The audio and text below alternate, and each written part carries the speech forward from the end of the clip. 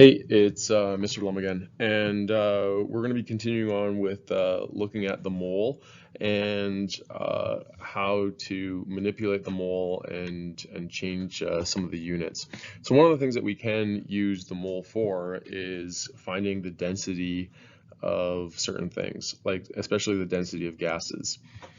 Since we know that all gases at STP occupy, like 1 mole of all gases at STP occupies a volume of 22.4 liters, we then can figure out what is the density of gases if we just happen to know the mass of it. So what density is its mass over a unit of volume. Okay, and that can be milliliters or liters, depending how you want to represent density. So the biggest thing in when you do all of these mole kind of questions is understanding the units that you have and understanding the units that you want to get. So if I want density, I typically want to have a unit that looks something like grams per liters. Okay, that's usually how density is represented when you're talking about density of gases, and it's often for density of like something that's like a solid or a liquid, grams per milliliters, which could be easily changed. So I have density equals mass over volume, and my first question here, it says, what is the density of 11 grams of nitrogen gas at STP? If I'm being honest, the 11 grams of nitrogen gas is like that number 11. It's kind of a useless number. I'll use it this one time right here just to kind of show you how you can use 11 grams. But then I have the next question. It says, what is the density of oxygen gas at STP?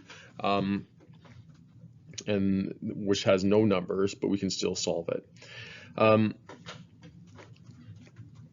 So what I want is 11 grams per liters, and so we can figure out what is the molar mass of nitrogen gas. And if you look on your periodic table, the atomic mass of one nitrogen is 14, and so since there's two of them there, 14 and 14, the molar mass of this is going to be 28.0 grams per mole. Okay. Now, something else that we also know is we know that all gases occupy a space of 22.4 liters is 1 mole. Okay. So what we can do right here is we can take like this 11 grams and we can calculate how many liters it occupies. So I'm going to go 11.0 grams of nitrogen gas. I want to change this into moles times by 1 mole, and the molar mass of this is going to be 28.0 grams. Grams are going to cancel, and now I have moles of this kind of stuff. And I want to know how many liters does this occupy. So if I want to know how many liters this occupies,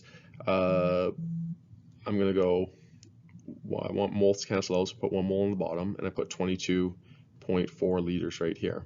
Okay, so I go 11 divided by 28 times by 22.4, and I get 8.8 liters. Now that's just liters, so this is not density because grams cancels out, moles cancels out, and then all we have is liters of nitrogen gas. But that's really important because now that I have liters of nitrogen gas, if I want to find the density of it, all I have to do is go mass over my volume. So my mass is, and it gives me the mass, is 11 grams. So I'm just going to go 11.0 grams over my volume, which is going to be 8.8 liters. And so I just put this in and go 11 divided by 8.8, and I get 1.25. And this 8.8, I should emphasize, should be like 8.80. should be 3 sig figs because everything else is 3 sig figs.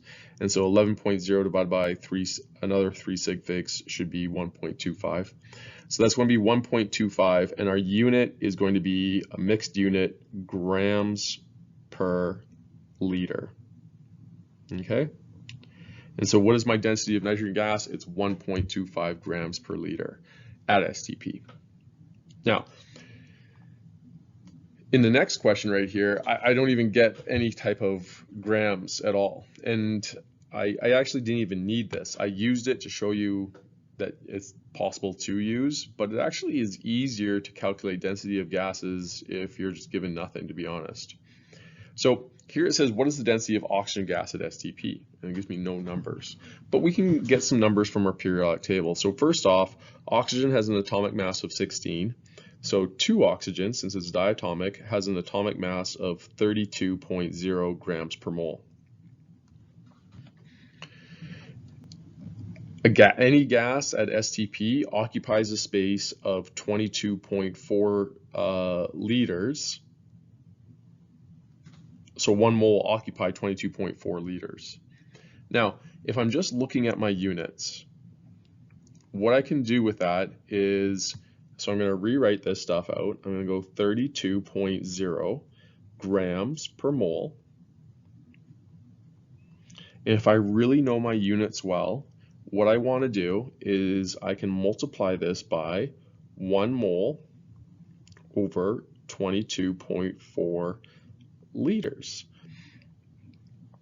And what we see here is that, well, if I do it this way, the moles will cancel out. And what's my units that are left over? The units that are left over are grams per liter. And well, grams per liter is density. So I'm going to go 32 divided by 22.4. And I get my grams per liter, and I get 3 sig figs divided by 3 sig figs is going to be 3 sig figs. So I get 1.428 6 grams per liter. And so I'm going to bring this back down to 3 sig figs, and so it's going to be 1.43 grams per liter. So you don't even need anything, you can just use your periodic table to find the density of gases.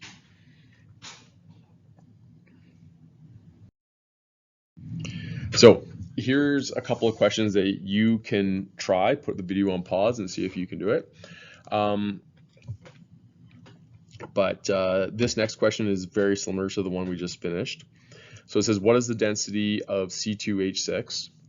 Again, carbon has a molar mass, or an atomic mass of 12. So there's 2 of them. So 12 and 12 is 24. Hydrogen is 1. So there's 6 of them. So the molar mass of this thing is going to be 30.0 grams per mole. Okay. So 30.0 grams per 1 mole. I want moles to cancel out. And I know that 1 mole is equal to 22.4 liters.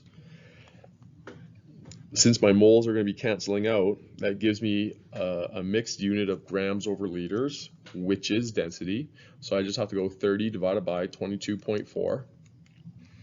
And 3 sig figs, 3 sig figs, my answer will be in 3 sig figs. And I get 1.33928. But since I'm making that 3 sig figs, it's going to be 1.34. And that is going to be grams per liter. And that is the density of ethane, or C2H6.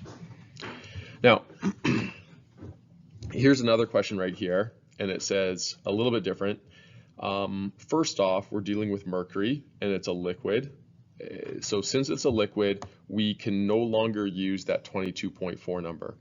That 22.4 number only applies for gases at STP. So if it's not at STP and if it's not a gas, then you cannot be using that 22.4 number. So this is 1, it doesn't say that it's at STP, and also 2, this is liquid. So we definitely cannot use that number. But it gives us the density, and it gives us the density in grams per milliliter this time.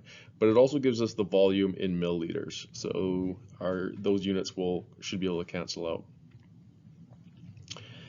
And so what I'm going to do is I'm going to take 100 milliliters, and I wrote 100 milliliters right here. Let's pretend that this is 3 sig figs, like there's a decimal point right there. So we have 100 milliliters of mercury, and I want to go 13.6 grams is per 1 milliliter. Now, I did this because what I want to do is I want to cancel out my milliliters. And now if I just did this one calculation right here, I would get grams of mercury. Okay. Now that I have grams of mercury, I should easily be able to calculate and convert grams of mercury into moles of mercury. All I have to do is look at my periodic table and find the atomic mass of mercury. And I have it in front of me. And so the atomic mass of mercury is 200.6 grams per mole.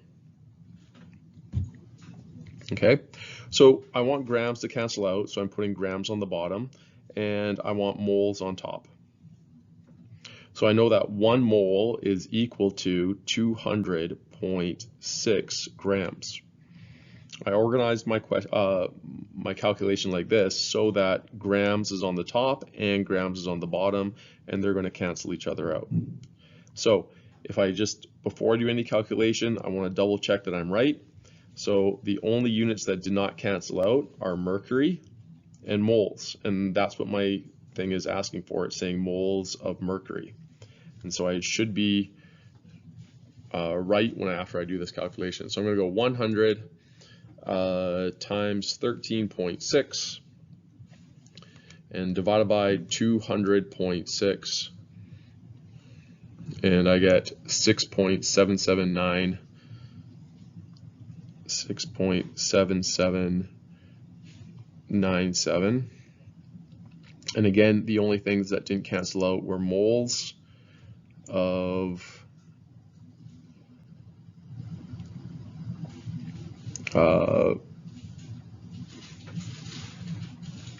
mercury.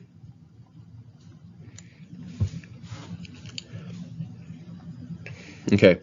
Again, let's pretend that this is 3 sig figs, this 100 right here.